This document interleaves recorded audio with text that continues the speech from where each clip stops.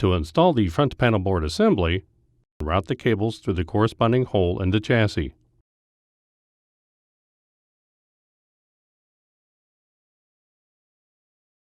Align the tab on the top of the front panel board assembly with the chassis. Pivot the front panel board assembly until it snaps into position. Connect the respective cables to the front panel connectors and the front USB 3.0 connector on the system board.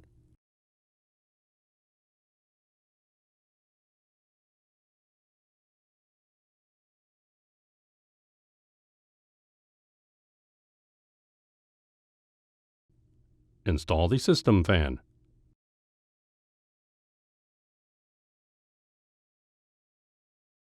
Install the front bezel.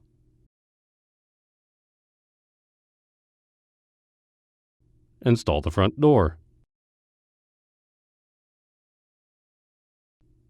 Install the server cover.